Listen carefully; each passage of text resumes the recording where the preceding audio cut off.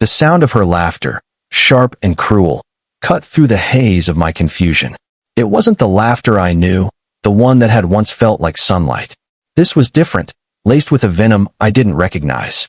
I stood frozen in the dim hallway, just outside the half-open door to our study, the grocery bag still heavy in my hands. Honestly, Mark, it's almost pathetic. My wife, Chloe's, voice dripped with contempt through the phone she was on. He's so wrapped up in his little world, trying to make his boring architecture firm work, that he doesn't see what's right in front of him. He thinks this marriage is some sacred thing. It's adorable, really. A low, masculine chuckle echoed from the speakerphone. A chuckle I knew. David, my so-called friend and business partner. So what's the plan then? David asked, his voice intimate, familiar. The plan. Chloe scoffed. There is no plan. I'm having my fun. When I'm done, when I've bled him dry of any last usefulness, I'll dump him. It's that simple. I can dump him anytime I want. He's so desperate to keep me, he'd forgive me for anything. He's weak. And when I do, you and I can finally stop hiding. We'll take his share of the firm and live properly. The world tilted. The floor beneath my feet felt like it was dissolving into sand. The words, dump him anytime, echoed in my skull, a taunting mantra. Each syllable was a shard of glass grinding into my soul. I saw 7 years of marriage, of shared dreams and whispered promises, not just shatter, but revealed as a grotesque, elaborate lie. I wasn't her husband. I was her placeholder. Her prey. The betrayal was a physical blow, a white-hot brand of injustice searing away the man I was. The humiliation was complete, absolute. I had been living a life designed for my own eventual destruction. Silently, I backed away, the groceries abandoned on the hall table. The game had just begun, but she didn't know the rules had changed. The following weeks were a masterclass in emotional dissection. I became a ghost in my own home, a silent observer studying the subject of his own annihilation. I watched Chloe, my wife, with the cold, analytical detachment of an architect surveying a condemned building. Every affectionate touch she offered now felt like a spider's caress. Every complaint about my distractedness was a melody in her symphony of manipulation. I recorded her phone calls when I could, my stomach churning as I collected the evidence of her deceit, each recording a nail in the coffin of our marriage. The rage was a living thing, a caged beast in my chest that demanded to be fed. It ate away at me, replacing sleep with scheming, replacing love with a cold, focused hatred. I'd stare at my reflection in the blueprints on my desk, seeing a stranger with hollow eyes. This revenge was not a path to peace. It was a cancer, and I was willingly injecting it into my own veins. My work at the firm suffered. David, my partner and her lover, would clap me on the back, his face a mask of concern. You okay, mate? You seem distant. The hypocrisy was so thick I could taste it, metallic and bitter. The plan was simple, elegant in its cruelty. I would not confront her. I would not give her the satisfaction of a messy, emotional split where she could play the victim. I would simply remove her world, brick by brick, until she stood exposed in the cold. The first brick was financial. I quietly separated our joint accounts, siphoning funds into a new, private one. I met with a lawyer, the best I could afford, and laid out my evidence. He smiled a thin, professional smile. This is quite compelling, Mr. Reed. We can proceed with confidence. The second brick was the house. My house, purchased before the marriage with my inheritance. I waited for a day she was out, supposedly at a spa day. I knew was a lie. With a crew I paid in cash, I changed every lock, installed a state-of-the-art security system, and packed every single one of her belongings into neatly labeled boxes. I placed them in the garage.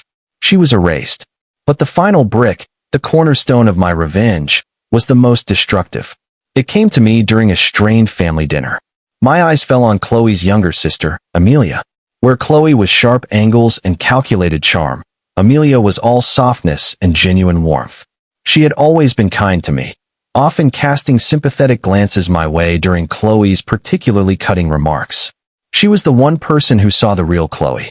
An idea, terrible and perfect, blossomed in the dark soil of my rage.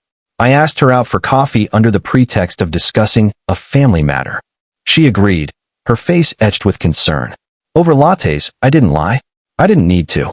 I showed her a single, damning audio clip. I watched the color drain from her face, watched the tears well in her eyes. Not for herself, but for me. Oh, Mark, I'm so sorry. I always knew she was capable of being cruel, but this. Her empathy was a key that unlocked a door I thought I'd sealed shut. We started talking. Really talking. Our shared understanding of Chloe's toxicity became a foundation. My initial intention was purely to weaponize the connection, to inflict the deepest cut possible. But Amelia was real. Her kindness was not a performance. Our dates became the only respite from the all-consuming darkness of my plan. I was torn constantly. Was I protecting a budding connection with a truly good person, or was I meticulously setting a trap for my wife using her own sister as bait? The line blurred until it was invisible.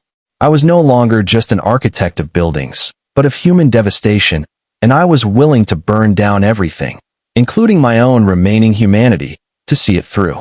The day of the reckoning arrived with the sound of furious pounding on my new, reinforced front door. I peered through the camera to see Chloe, her face a mask of tear-streaked rage, yanking on the unyielding handle. A satisfied calm settled over me. The beast was fed. I opened the door. She tried to storm in but stopped short, bewildered by the new keypad beeping on the wall. What the hell is this, Mark? My key doesn't work. All my stuff is in the garage. Have you lost your mind? No, I said, my voice eerily calm. I found it. And my keys. And my self-respect. Her eyes widened, then narrowed, the predator sensing a shift in the hunt. What is that supposed to mean? This isn't funny. Let me in right now. You no longer live here, Chloe. Your things are packed. My lawyer will be in touch. You're being served for divorce on the grounds of adultery and financial malfeasance. Your lover, David, has also been terminated from the firm. The board saw the financial discrepancies he was trying to hide. Quite the scandal. The color drained from her face. The script she had written was in tatters. This was not her weak, forgiving husband. This was someone else. She sputtered. You can't prove anything. I'll deny it all. I'll tell everyone you abused me. I'll ruin you. I simply smiled, a cold, empty thing. I have proof. Audio proof. Of you and David. Of you bragging about how you can dump me anytime. It's all very clear. The shock on her face was priceless. It was everything I had wanted. But then, her expression shifted from shock to a sneer. You think you've won? You're a pathetic little man who had to record his wife because he's so insecure. You're nothing without me. It was then that Amelia's car pulled into the driveway. She got out, looking hesitant but resolute, having come over at my text to see the final act. Chloe's head whipped around. Her confusion was absolute. Amelia? What are you doing here? Amelia walked up and stood beside me, not touching me, but her solidarity was a physical force. I came to support Mark, Chloe. Chloe looked between us, the pieces clicking into a horrifying picture in her mind. The betrayal that flashed in her eyes was a perfect mirror of my own from weeks ago. It was the pinnacle of my revenge. I had served her heartbreak on a plate of her own design. You, she whispered, her voice trembling with a new, raw hatred aimed at her sister. You're sleeping with him? My own sister. It's not like that, Amelia said, her voice soft but firm. But what you did, Chloe, it was monstrous. You don't get to play the victim here. Chloe's face crumpled.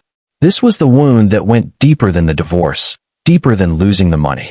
This was a fundamental rewriting of her family narrative, a permanent stain on her ego. She launched into a tirade, a whirlwind of venom and vitriol, accusing us of the most sordid conspiracy. But as I watched her unravel, as I saw the genuine, world-shattering pain in her eyes, something unexpected happened. The cold satisfaction I had craved began to curdle. This wasn't justice. It was a mutilation. I saw the broken woman before me, not the monster of my narrative. My revenge had not filled the hollow space inside me. It had simply carved it out wider, making room for more darkness. I had used Amelia, a truly good person, as a pawn in my war. I had become the architect of my own moral collapse. The climactic confrontation ended not with a bang, but with a broken whisper from Chloe. I hate you both, she said, before turning and walking away, her shoulders slumped in a defeat so total it was terrifying. Silence descended on the driveway. Amelia was crying quietly. I looked at her, at the pain my plan had caused her, and the final veil of my rage lifted. I'm sorry, I said, the words tasting like ash. I used you. I started this thus to hurt her. It was wrong. Amelia wiped her tears. I know, she said, stunning me. I think a part of me always knew. But I also saw the pain you were in. And I saw the man you were underneath it. I thought maybe I could help you find him again. Her words were the unexpected turning point. Her kindness, even in the face of my manipulation, was a truth more powerful than any revenge. It made me question everything. Would this path ever have brought peace? No. It would only have perpetuated the cycle of pain. The resolution was not immediate forgiveness or a fairy tale romance with Amelia. It was a long, hard road. I had to let go of the rage that had defined me for months. I had to face the immense cost of my revenge, the person I had become. Chloe got her divorce, and a settlement far less than she wanted, but far more than my darkness thought she deserved. Justice was served, but not by my hand. True peace came not from her destruction, but from my own decision to stop the cycle. Amelia and I took time apart. I needed to rebuild myself, not as an avenger, but as a man. Eventually, a real, honest connection grew, one built on truth, not on the ashes of revenge. The deep, inspiring message wasn't about the sweetness of payback, but about its immense, corrosive cost. Revenge is a hunger that consumes the plate it's served on. Letting go isn't about excusing the wrong done to you. It's about refusing to let that wrong define you and dictate your future. It is the ultimate reclamation of power, not over the one who hurt you, but over your own life. Moral of the story: true strength is not measured by the depth of your vengeance, but by the courage it takes to lay down your sword and refuse to let another's cruelty dictate your character.